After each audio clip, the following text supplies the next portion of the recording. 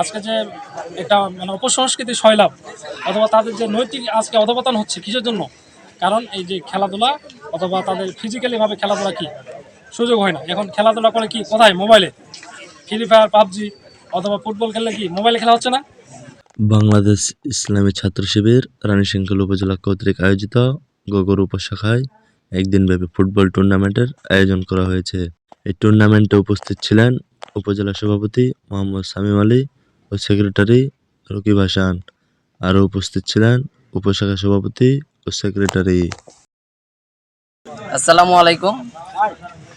আমরা বাংলাদেশ ইসলামী ছাত্র শিবির রানীশঙ্কল উপজেলার গগর উপশাখা কর্তৃক আজকে এক ওয়ানডে ফুটবল টুর্নামেন্টের আয়োজন করেছি। আল্লাহর কাছে আমরা প্রার্থনা করি যেন আমরা এই আয়োজনে সাফল্যমণ্ডিত করে তুলতে পারি এবং এই আয়োজনের মধ্য দিয়ে এলাকার যুবক তরুণ সমাজের মধ্যে আমরা একটা যেন আলোড়ন সৃষ্টি করতে পারি, ইসলামী ছাত্র শিবিরের যে কর্মসূচি তা সঠিকভাবে বাস্তবায়ন করতে পারি এবং সেই অনুযায়ী এক আদর্শ বাংলাদেশ গড়ে তুলতে পারি।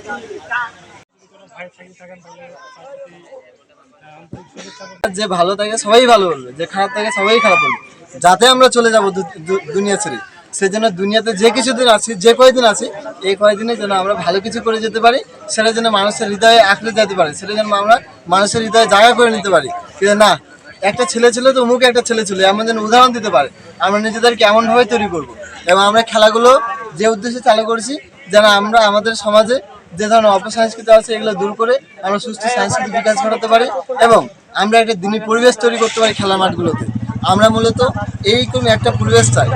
এই জন্য আপনাদের প্রতি উদাত্ত আহ্বান থাকবে, আপনাদের খেলাতে একটু 19-20 হয়ে গেলেও যেন আপনারা এটা নিয়ে কোনো বাড়াবাড়ি না করেন, খেলাগুলো সুন্দরভাবে পরিচালনা করবেন, এটুকু উদাত্ত আহ্বান করে আমি আমার সংক্ষিপ্ত বক্তব্য এখানে শেষ করছি। আসসালামু আলাইকুম। আজকে যে একটা মানে অপসংস্কৃতি সয়লাভ অথবা তাদের যে নৈতিক আজকে অধপতন হচ্ছে কিসের জন্য?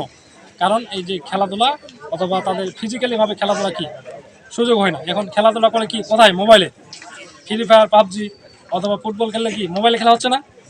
কিন্তু আগে যখন আমরা দেখতাম, আমরা যখন ছোট ছিলাম তখন আসরের নামাজের পরেই স্কুল থেকে আসার পরে কী হইতাম, মানে খেলাধুলা মানে চলে যেতাম। এখন কিন্তু এটা হয় না। প্রিয় ভাইরা, এই জন্য ইসলামী ছাত্র শিবির চাই যে এই অপসংস্কৃতিকে রুখতে আমাদের সুস্থ বিনোদনের দরকার। এই জন্য আমরা মনে করছি যে ইসলামী ছাত্র শিবিরের পক্ষ থেকে আপনাদের এই লেহেম্বা ইউনিয়নে যে কয়েকজন আপনারা অংশগ্রহণ করেছেন অথবা যারা অংশগ্রহণ করবে তাদেরকে ধন্যবাদ এবং মোবারকবাদ জানাই।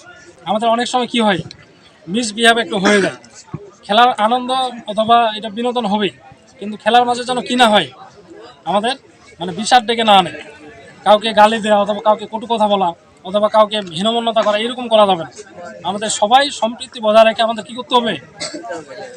খেলাধুলাটা উপভোগ করতে হবে। এটা ভাইরা, ইসলামী ছাত্র শিবির সমৃদ্ধ বাংলাদেশ গড়ার লক্ষ্যে সৎ, দক্ষ এবং দেশপ্রেমী নাগরিক তৈরি করার জন্য কাজ করে যাচ্ছে।